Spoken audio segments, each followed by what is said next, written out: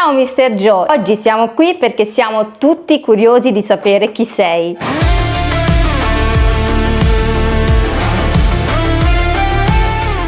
Come nasce Mr. Joe e perché proprio questo nome? Il nome, così come l'intero progetto artistico, nasce da una decisione presa a tavolino insieme ad Antonio Di Gioia. Avevamo bisogno di creare una figura che mi permettesse di cantare senza rivelare la mia vera identità. Mr. Joe è diventato quel confine sottile tra ciò che sono e ciò che posso mostrare.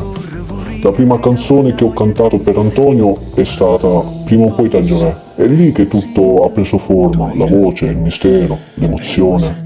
Invito chi ci sta seguendo ad ascoltarlo sui social, perché è il punto da cui è partito tutto.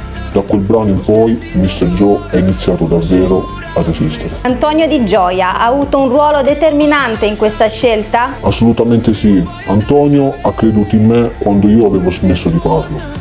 Dopo diversi tentativi è riuscito a convincermi ad accettare questo percorso, ma solo dopo avermi fatto una promessa solenne. La mia identità non verrà mai divulgata. Senza quella promessa Mr. Joe non esisterebbe. Guardarti fuori tu giochi con tempo con me si gentile ma sente amore a me non me ne dai. Se siete mica non si stuta, se io deserto che mi brucia pelle.